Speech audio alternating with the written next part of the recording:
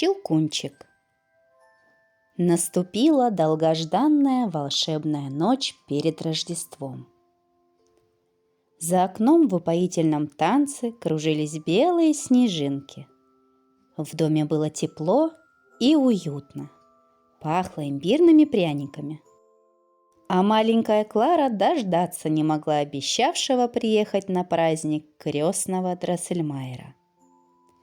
Наконец, о чудо! Дверь распахнулась, и в снежном вихре на пороге появился крестный, одетый в крылатку. «Веселого Рождества!» Громко поприветствовал он гостей и закружил Клару по комнате. Крестный Дроссельмайер был замечательным часовщиком. А какие игрушки он мастерил! Они были словно живые. Дети с восторгом принимали чудесные подарки в ярких праздничных коробках.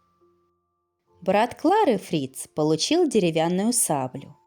Энн досталась очаровательная куколка-фея с крылышками за спиной.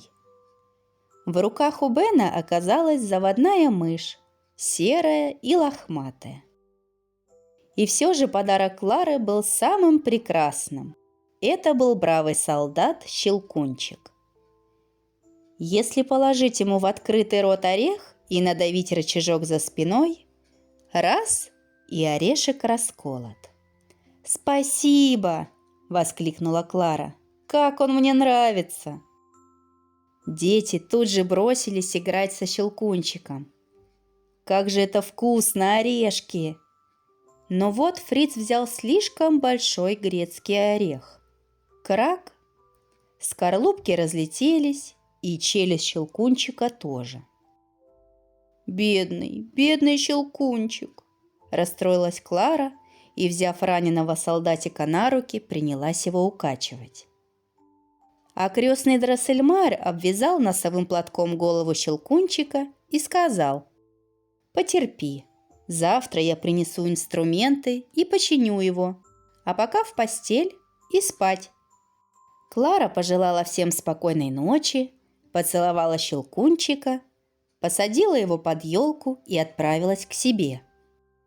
Но девочке не спалось, ведь бедный больной Щелкунчик сидел под елкой в темной гостиной, совсем один. На цыпочках Клара спустилась к елке, обняла Щелкунчика и, свернувшись калачиком, крепко заснула. Бом-бом! 12 раз пробили часы. Клара проснулась. Что это? Елка и игрушки на глазах стали расти. И Щелкунчик тоже. Вот он уже ростом с Клару. А потом случилось невероятное.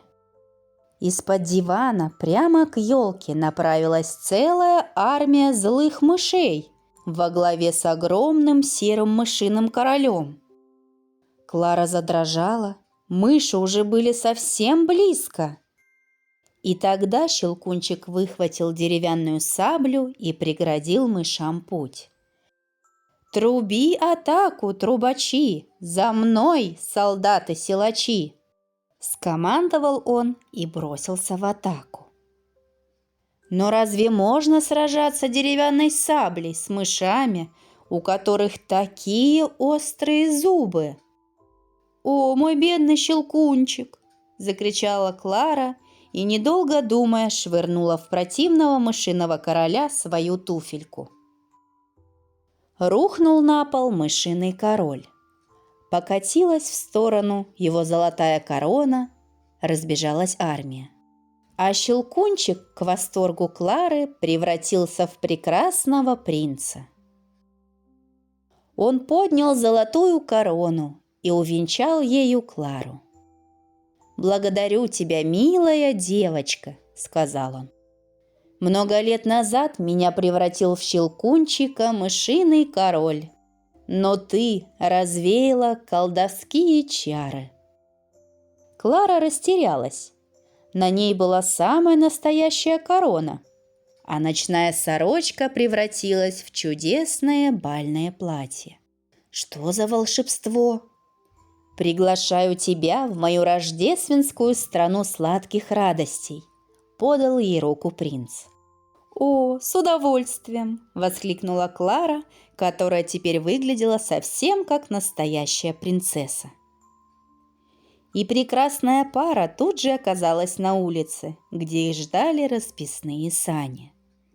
В небе искрились алмазные звезды, хрустел снег под копытами белоснежной лошадки, уносившей наших друзей в неведомую и прекрасную страну. И вот они очутились перед грандиозным замком. Он был похож на восхитительный торт с множеством воздушных, словно из сбитых сливок башенок. «Это мой марципановый дворец», – улыбнулся принц. «А это фея Драже». Принц поведал фее о том, как Клара спасла ему жизнь и победила мышиного короля. Фея Драже взяла девочку за руку и воскликнула: «Устроим пир! Веселый праздник в честь нашей гости!» И празднество началось. Из огромной картонной коробки с печеньем выскочили шоколадные испанец и испанка и, постукивая каблучками, закружились танцы, весело звеня кастаньетами из леденцов. Потом в праздничный зал въехал огромный фарфоровый чайник, из которого появились 3 китайских акробата и принялись ловко кувыркаться.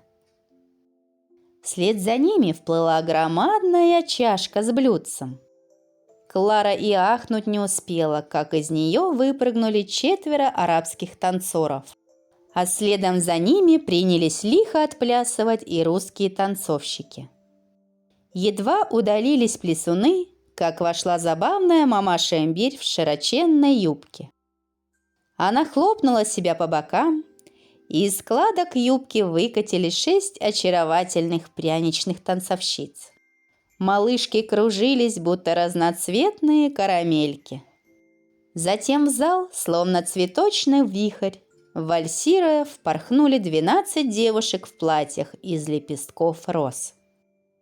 Принц не удержался и пригласил на танец фею Драже. Фея была талантливой танцовщицей. От ее волшебного платья по залу разбегались хрустальные лучики. К сожалению, праздник подошел к концу. Кларе все очень понравилось, но она так устала за эту волшебную ночь, что глазки ее закрылись. Принц взял девочку на руки и отнес в сани. Через мгновение лошадка уже везла спящую Клару сквозь снежную метель домой. Рождественское утро застало Клару в теплой постельке. Только золотая корона исчезла, и пышное королевское платье снова обернулось обычной ночной сорочкой. Вдруг Клара увидела лежащего рядом с ней на подушке Щелкунчика. И он был не сломанный, а совершенно целый. Клара прижала Щелкунчика к себе. «Я никому не расскажу о том, что за чудо приключилось со мной этой ночью», – подумала она. «И я верю, что канун каждого Рождества будет таким же волшебным».